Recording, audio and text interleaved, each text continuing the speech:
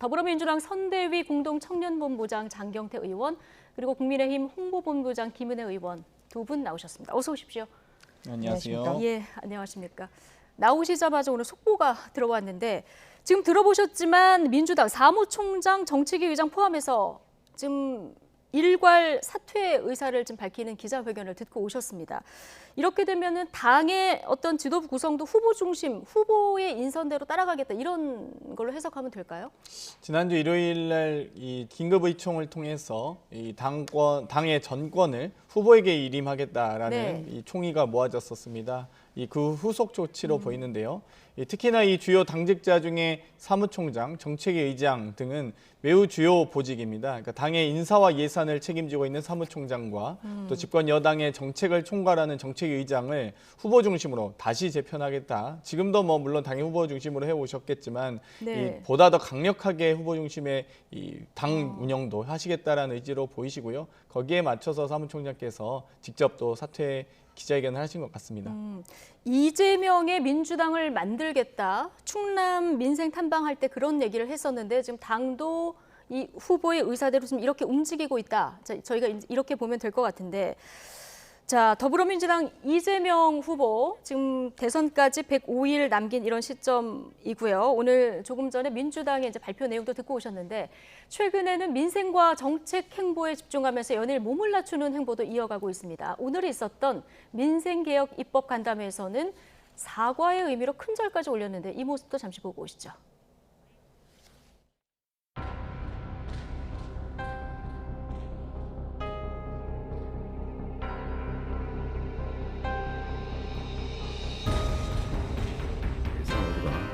충분히 그 책임을 다했는지에 대해서 많은 국민들께서 의구심을 갖고 계십니다. 상대적으로 우리가 잘했다. 왜 나만 갖고 그래? 라는 변명은 통하지 않습니다. 그래서 더불어민주당의 대선 후보로서 그 어려움들을 더 예민하게, 더 신속하게 책임지지 못한 점에 대해서 제가 다시 한번 사과드리도록 하겠습니다. 변화되고 혁신된 새로운 민주당으로 거듭나겠다는 의미로 제가 사죄의 절을 드리도록 하겠습니다.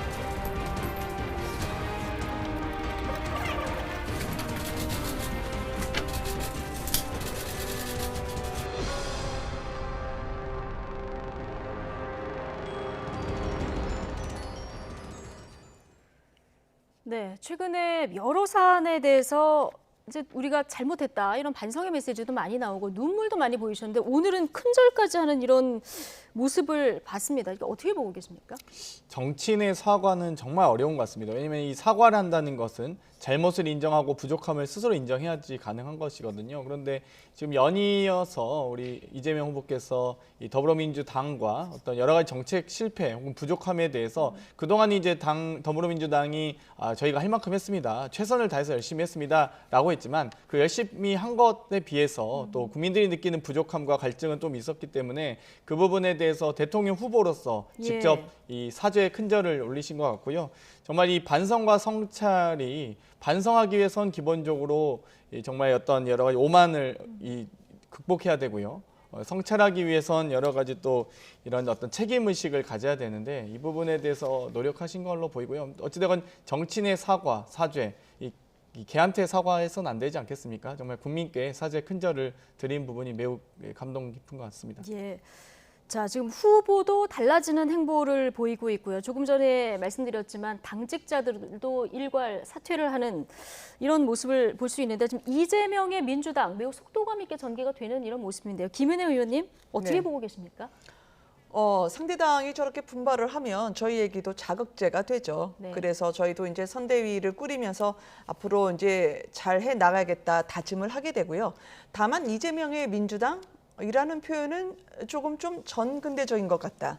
민주주의에서 당이라고 하는 건 한 사람을 세우고 그 사람을 중심으로 움직이는 건 아니죠.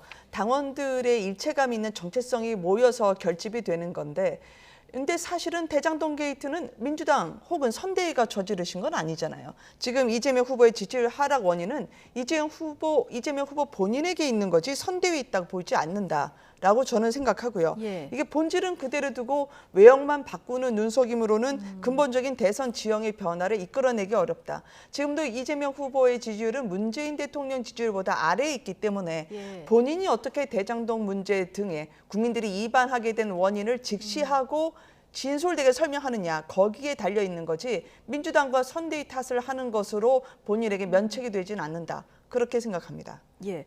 자, 국민의힘에서는 또 이런 의견이 나왔고요. 민주당 오늘 중앙선대위와 별개로 청년선대위를 발족했는데 꼰대짓 그만해 위원회. 자, 이런 게 있었습니다. 이게 운영 계획이 어떻게 되는 겁니까? 이 중앙선대위는 기존에 있는 당과 또 여러 가지 캠프 조직들이 함께 결합돼 있다 보니까 여러 가지 이 속도감 있는 진행이 좀 어려운 부분이 있었습니다. 예. 또 보다 더 청년들에게 가까이 다가가기 위한 보다 또 좀 더 낮은 선대위가 필요하다는 고민들이 많았고요. 이 중앙선대위에 있는 모든 본부가 이 자치성과 신속성을 모두 다 강화하고 있습니다. 그렇기 때문에 그동안은 약간 이제 보고 체계와 이런 회의 체계를 중시했다면 네. 이제는 좀 일 처리 방식을 중요하게 생각하고 있고요. 그동안에 이제 청년 플랫폼이었던 플랫폼 상황에서 이제 청년 선대위로 이 간판을 바꿔 달면서 이 청년이 선대위의 이 중심이 될 수 있다. 이런 부분들을 좀 더 어필하고자 만들게 되었습니다. 예. 자, 오늘 청년 선대위에서 그 토리 엄마 발언을 한 한준호 의원을 공개 비판하는 얘기가 나왔는데 일련의 흐름 속에 들어간 내용이라고 보면 될까요? 앞으로 변화의 방향의 어떤 기준점이 된다고 봐도 될까요? 뭐 저 멘트까지는 제가 청년 선대위에서 예. 발표할 때 있으리라고 생각하지 못했는데요. 네. 어찌됐건 저희가 부족함에 대해서 충분히 인지하고 있고 또 그 부분에 대해 사과하겠다라는 의지를 좀 보여주신 것으로 보입니다. 예.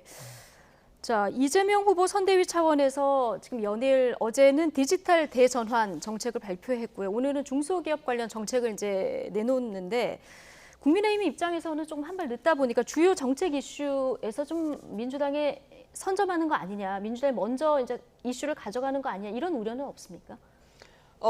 정책이라고 하는 건요. 저희가 이제 본선에서 내놓는 공약이 앞으로 대통령이 될 경우에 국정 운영의 기조가 되기 때문에 상당히 신중하고 또 그동안에 이제 부동산 문제와 관련해서도 더 이상 국민들을 어렵게 하면서 세금을 추가로 거두는 그 행위 그리고 현금으로 뿌리는 그 악순환을 그만둬야 된다 해서 여러 가지 부동산 세제에 대한 입장을 내놓은 바가 있었죠. 그래서 오히려 저희는 지금 선대위가 꾸려지는 대로 공약과 그리고 정책에 관해서는 오로지 잘 되는 게 중요하지 먼저 내놓는 것이 더 급하지 않다. 그리고 오히려 익지 않은 채로 생선을 뒤집다가는 그게 부서지잖아요. 그래서 잘 익은 생선을 내놓는 게 훨씬 더 중요하다. 그렇게 생각합니다. 잘 익은 생선, 선대위 제대로 꾸려서 정책도 제대로 내놓겠다. 자, 이런 발언으로 네. 이해하면 될 것 같고요.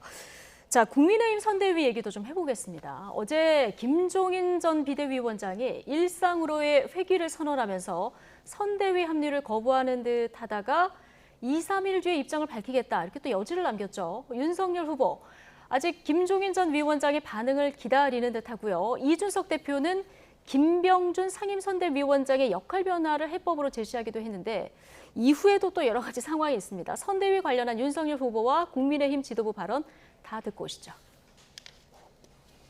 상임위원장 두 분에 대한 인사는 부의를 했습니다마는 제가 기다리겠다고 하지 않았습니다. 김종인 위원장의 의견을 좀 받아들여서 선대위 인선 중에 좀 조율을 하거나 조율되고 있는 부분이 있다면 어떤 거예요? 참 그런 부분에 대해서는 좀 언급하기가 좀 그렇습니다. 지금 오늘이나 내일 직접 만나실 생각도 있으신가요? 제가 지금 상황을 아직 몰라서 우리 권성동 그 의원이 뭐 만나러 가셨다면은 갔다 와서 뭐라고 얘기를 하시겠죠. 김병준 위원장 개인에 대한 부분이 뭐 김종인 위원장이 비토가 있고 그런 건 아닌 것 같아요. 그렇기 때문에 예를 들어 김항길 위원장 같은 경우에는 뭐 본인이 특별 조직을 맡아가지고 새시대위원회라고 이렇게 외연 확대를 위해서 특임을 이제 하는 거 아니겠습니까? 네. 그런 것처럼 김병준 위원장도 만약 그런 형태의 어쨌든 그 조직으로 좀 정리가 된다면은 뭐 김종인 위원장이 생각할 때는 좀 받아들일 수 있는 부분이 있지 않을까 이런 생각을 해봅니다. 지나간 거는 또 쉽게 봉합할 수 있고 정말 중요한 것은 두 분 모두가 이 민주당과 싸워야 되고 이 정권을 교체해야 된다는 대의에 뭉친 분들이기 때문에 이제 그래도 마음이 이미 목표와 일치하기 때문에 그런 것은 오히려 사소한 문제일 수 있거든요. 되긴 될 것이다. 저는 뭐 200% 확신합니다. 다음 주 정도면 그럼 결론이 날까요? 이번 주 내 결론 내야죠. 네. 지금 지도부에서도 묘하게 차이가 좀 있는 것 같은데요. 네. 조금 어렵다 이렇게 보는 의견도 있고 200% 김종인 위원장이 합류할 것이다 이렇게 보는 의견도 있습니다. 김은혜 의원님 개인적으로 어떻게 보십니까? 저는 지금 이 판이 이게 각각의 방식으로 정치력을 발휘하고 있다라고 생각을 하거든요. 네. 이게 정치가 야구하고 똑같은 점이 끝날 때까지 끝난 게 아닙니다. 그리고 김종인 위원장 같은 경우에도 정권 교체에 대한 열망을 평소에 피력하신 분이고 윤석열 후보도 이제 제1야당의 대선 후보로서 본인의 리더십, 정치력 이게 시험대에 올랐다라고 생각하실 거기 때문에 어떻게든 저는 선거에 도움이 되는 방향으로 두 분이 네. 만나시거나 접촉하시거나 간에 커뮤니케이션이 이루어질 거라고 네. 생각을 하고요. 실타래를 푸는 데에 대해서는 사실 도 같으신 분이 김종인 위원장 그리고 윤석열 후보도 검찰총장 시절에도 보여줬던 리더십이 있었죠. 저는 그게 접점을 찾을 거라고 생각하는 편입니다. 예. 이 선대위 구성 관련해서 어제도 오늘 조금 전까지도 계속 롤러코스터 이제 발언들이 나오는데 네. 두 분 다 여지는 있어 보이는데요. 그래서 네. 좀 직접 만날까 생각을 했는데 두 분이 직접 만나시지는 않고요. 오늘 권성동 사무총장인 김종인 위원장을 만났거든요. 네, 이 정치의 계절이 도래했다고 저는 생각을 해요. 네. 이렇게 큰 판이 벌어질수록 커뮤니케이션이라는 게 소통이라는 게 직접 간접으로 그리고 밀도도 다양하게 하는 거거든요. 네. 반드시 만나서 좋을 때가 있고 또 그 무르익기 전까지 서로 교섭을 하는 과정이라는 게 있죠. 또 네. 윤석열, 김종인 두 분 다 운동장을 풀로 쓰면서도 항상 막바지에 여지를 남겨두시는 분들이기 때문에 그 공간을 얼마나 서로가 잘 교감해서 할 수 네. 있느냐. 그런 지금 작업이라 보고요. 저도 이 시기는 그렇게 다음 주로 넘어갈 때까지 예. 이어지진 않을 거다. 그렇게 생각합니다. 아, 그럼 윤 후보 의중이 뭔지 모르겠다. 오늘 김종인 위원장이 이 얘기했는데 이것도 이제 여지를 남기는 발언이라고 보면 될까요?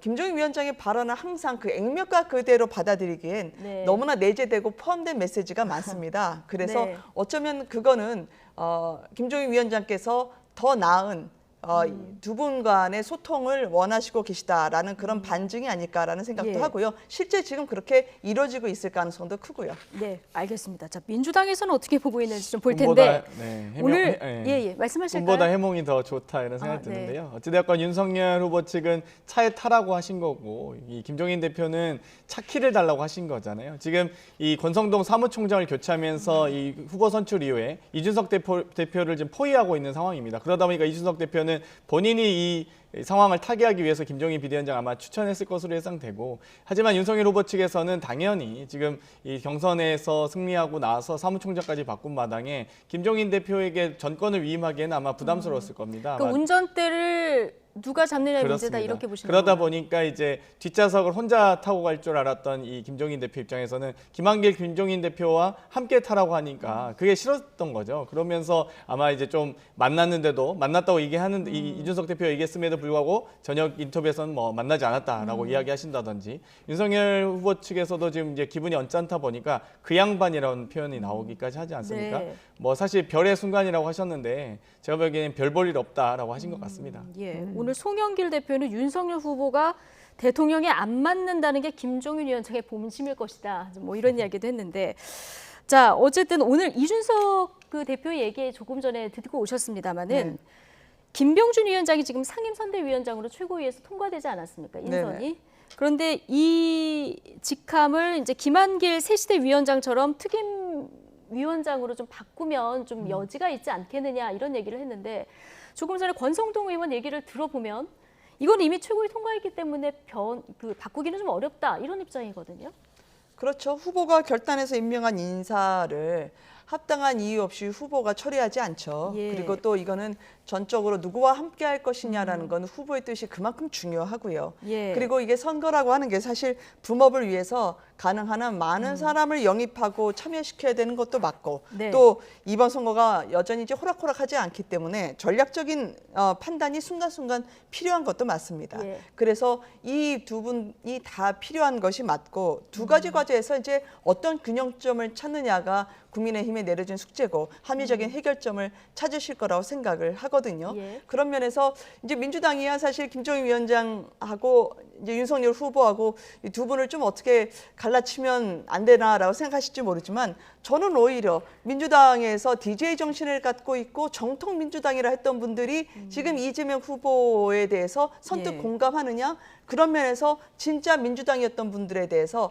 이재명 후보는 나를 믿으다라고 말씀을 하시는 네. 게 다른 당에 걱정하시는 것보다 훨씬 더 선결된 과제가 아닐까 예. 그렇게 생각합니다. 김정인 위원장이 윤석열 캠프에 합류 안 할 경우에 민주당에서 뭔가 모셔오겠다는 것을 검토한다 이런 보도가 설들이 나오고 있는데 뭐 좀 근거가 있는 얘기입니까? 뭐 아이디어 차원에서는 다양한 경우의 수를 놓고 예. 이야기할 수 있다고 생각합니다만 뭐 그 부분 또한 후보께서 아마 결단을 하시지 않을까, 혹은 고심을 하시지 않을까 생각이 들고요. 가장 중요한 것은 과거로 회귀하느냐, 퇴행하느냐, 혹은 미래로 나아가느냐인 것 같습니다. 방금 이 전두환 씨를 찬양했던 후보의 정당답게 방금 동교동계가 마치 지지하는 것으로 뭐 생각하시는 것 같은데요. 여러 가지 동교동계든 뭐 어디든 좋습니다. 삼김시대로 회귀하는 그런 모습보다는 미래를 어떻게 나아갈 것인가, 앞으로 우리 사회가 지속 가능한 대한민국을 만들기 위해서 어떻게 노력할 것인가를 고민하는 게 더 바람직하다고 봅니다. 네, 뭐 반론이 있으십니까? 예, 근데 왜 그런 2030 세대는 이재명 후보를 왜 더 뽑질 않죠? 그러니까 저는 윤석열 이- 후보도 안 지지하던데. 아니, 그러니까 두 분을 비교해 보면 윤석열 후보가 2030으로부터 훨씬 더 많은 표를 받고 있는 게 현재 여론조사의 평균치죠. 네. 그렇기 때문에 청년이라는 건 안다고 혹은 청년 선대위를 내미는 것보단 청년의 눈높이에 맞춰서 그분들과 공감할 수 있게 그 정책에 고민하는 지점을 끌어내는 게 지금 정치에서는 훨씬 더 중요한 과제라고 생각합니다. 알겠습니다. 윤석열 여론조사, 후보 예. 쪽에서는 아마 다급할 겁니다. 아무래도 입당 과정에서 이준석 대표를 패싱했던 부분, 일방적 통보했던 부분부터 시작해서 보통 저희 보고 이제 항상 원팀을 왜 못 만드냐 하셨는데 사실 원래는 선대위 구성 전에 김종인 비대위원장 이름이 나오기 전에 이 홍준표 후보와 유승민 후보를 먼저 만나셔서 선대위 구성 어떻게 할 것인지 경선 후보 간의 합의를 먼저 합니다. 보통 대부분 의견을 교환하고 나서 선대위를 구성하기로 하고 또 그 선대위의 대표는 뭐 김종인을 하자, 뭐 김병준 하자 네. 이렇게 얘기가 돼야 되는데 지금 이 홍준표 후보님과 유승민 후보님은 대단히 패싱을 당하셔서 그 이후에 또 김종인 비대위원장까지도 이 총괄 선대위원장을 접촉하시는 과정에서 김병준 김한길 대표를 임명해 버리셨거든요. 그렇기 때문에 지금 세 차례 연달아 패싱을 하면서 좀 이 자책골을 넣은 게 아닌가 이런 생각 듭니다.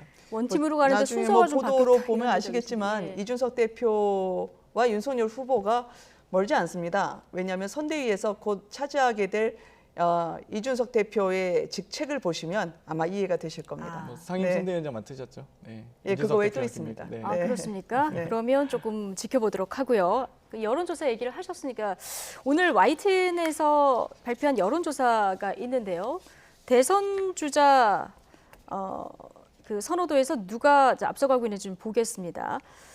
일단 오늘 발표된 내용으로 보면은 이재명 후보에 비해서 윤석열 후보가 앞서가고 있는데 격차는 조금 좁힌 이런 상황이고요. 아까 연령대별 그 민심에서 2030 표심 얘기를 김은혜 의원님이 해주셨는데 2030 표심에서는 좀 윤석열 후보가 앞서가는 이런 모습이거든요. 장경태 의원님, 이 여론 추이 어떻게 보십니까?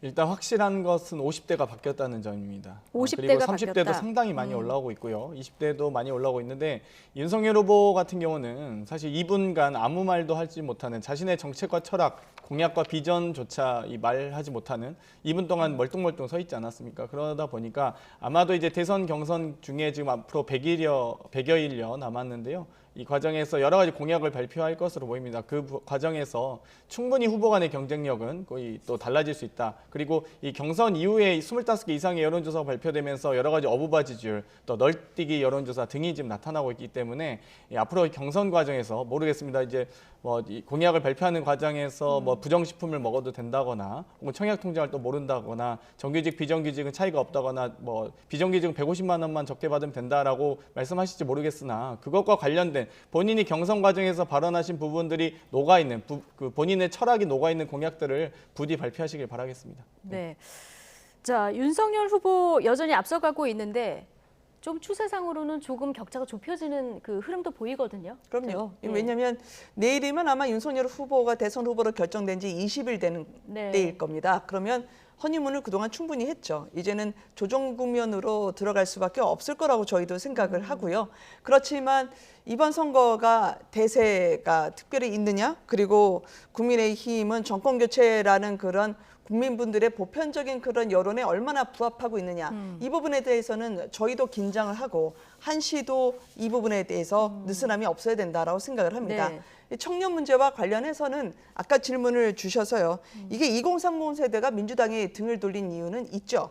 뭐 경제도 있고 일자리도 있고 부동산도 있지만 조국 장관으로 표상이 됐던 아빠 찬스, 추미애 장관으로 표상이 됐던 엄마 찬스와 함께 예측 가능한 공정의 룰이 제공되지 않았죠. 열심히 일하면 보상을 받는 게 아니라 오히려 기회를 빼앗겼죠. 이런 청년들에게 저희가 얘기할 수 있는 거는 항상 이 정치가 되면 시즌이 되면 청년들을 액세서리처럼 내놓지 그들을 정치 교체의 주역으로 내놓지는 않았거든요. 그래서 이번 정권 교체의 주력 부대로 2030이 손을 들었기 때문에 그분들로부터 충분히 진심을 이끌어낼 수 있도록 저희가 더 노력해야겠다 그렇게 생각합니다. 예. 조금 전에 장경태 의원께서 윤 후보의 이제 발언이 본격적으로 시작되거나 네. 아니면 정책들이 발표되기 시작하면은 지지율이 떨어질 것이다 이런 취지의 이제 얘기를 해주셨는데 이 부분 지적에 대해서는 어떻게 보십니까? 발언 그동안 굉장히 많이 하셨는데요. 네. 그리고 후보로 저희가 결정이 된 이후에도 윤 후보 같은 경우에는 매일 하나씩 메시지를 내놨고 또 토론 자리가 아니라 하더라도 대선 주자가 요즘 언론사의 행사를 보면 계속 네. 자신의 입장을 밝히지 않습니까? 이거는 말이 많고 적고를 떠나서 예. 기본적으로 어떤 사람이 정직한가, 그리고 어떤 사람이 국민들을 속이지 않는가, 그런 측면에서 같은 영선이지만 국민들이 보는 피부로 체감하는 건 다를 것 같습니다. 네. 그런 면에서 윤석열 후보의 진정성이라는 거에 대해서는 이미 국민분들이 알아가고 있는 과정이고 저희 당의 선대위가 꾸려지면 그 장점을 더욱더 부각시키기 위해서 노력을 해야 되는 시기가 네. 남았다. 그렇게 생각합니다. 알겠습니다. 김은혜 의원님처럼 이렇게 본인 생각을 정리해서 말씀하시면 정말 좋을 텐데요. 이제는 더 이상 보좌진이 혹은 써줘서 읽는 시대는 끝난 것 같습니다. 그러니까 이 본인의 가치와 철학을 가지고 이야기하는 정치인들이 나서서 본인이 토론을 하셔야지 저렇게 써준 것만 읽어야 되는 이런 정치인들은 이제 앞으로는 좀 지양해야 된다 봅니다. 아니 근데 그 지금 조선일보 TV조선 행사 말씀하시는 것 같은데요. 그거는 그쪽에서 기술진이 응해달라고 하니까 기다린 거고요. 평소에 윤석열 후보가 A4 용지를 그렇게 문재인 대통령처럼 의존하거나 그렇게 하신 적 거의 없어요. 그러니까 특정한 한 가지 사례로 침소봉대를 하거나 아니면 그거를 일반화의 오류로 가는 그런 토론은 아니었으면 좋겠다. 그렇게 생각합니다. 어제 저는 이재명 후보가 YTN 나와서 너무나 자세하게 또 지켜봤는데요. 앞으로 윤석열 후보도 많은 좀 언론사나 방송 출연하셨으면 좋겠습니다. 여러 방송사에서 제발 좀 출연해달라고 하는데 왜 이렇게 후보께서 출연 안 알겠습니다. 하시는지. 일단 국민의힘 선대위 꾸려지고 나서 이제 본격화 될 테니까요. 네.